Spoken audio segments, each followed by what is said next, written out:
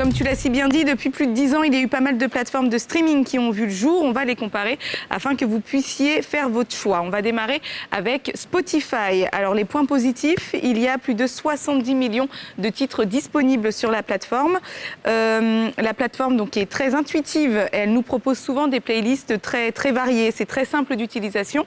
Vous pouvez même partager par exemple votre contenu. Elle est très bien pensée. C'est le principe des playlists collaboratives. Comme ça, tout le monde peut participer à la playlist. Les points négatifs, le son qui est correct, on va dire. C'est pas, je veux dire, en termes de qualité d'écoute, c'est pas grandiose. C'est correct, ça va. Il y a un confort d'écoute. Oui, il est correct, ça va. En termes de prix, alors c'est gratuit, par contre vous allez devoir plutôt supporter la diffusion des pubs entre les morceaux. Il y a la possibilité de ne pas avoir de pub, mais ça marche avec la version premium qui, elle, est payante. On va passer maintenant à Apple Music, donc plus de 90 millions de titres disponibles.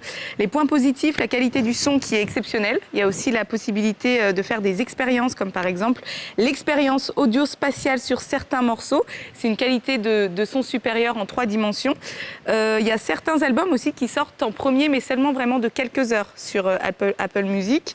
Les points négatifs, l'abonnement qui est obligatoire, même si le premier mois est gratuit. La plateforme n'est pas très intuitive. Ce sont souvent les mêmes chansons qui reviennent dans les playlists, malgré justement le gros catalogue qui est proposé. On va parler maintenant de Boomplay. Donc, point positif, plus de 70 millions de titres disponibles également.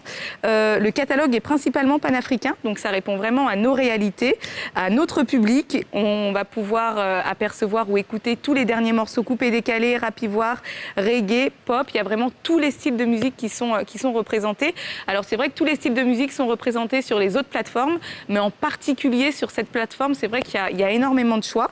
Les playlists sont en fonction de vos goûts. Dès qu'on télécharge en fait l'application ou dès qu'on va sur la plateforme, on vous demande quel artiste vous préférez. Et en fonction du pays, en fait, les artistes sont élaborés. C'est-à-dire qu'on va vous demander Ariel Chené ou bien par exemple José, et après on va vous reproposer encore une liste d'artistes. Décalé. En fait, non. Ou de Côte d'Ivoire ou Urban Music.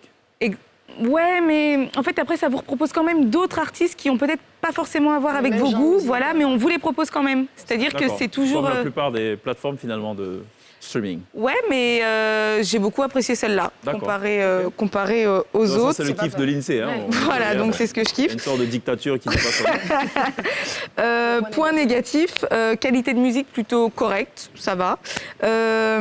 Publicité. Qualité du son, c'est ça? Oui, qualité du son, de l'audio, voilà. C'est correct. En termes de... Il y a beaucoup de publicité aussi. Et il y a quelque chose aussi qui m'a un petit peu marqué, c'est le fait que l'inscription soit en anglais.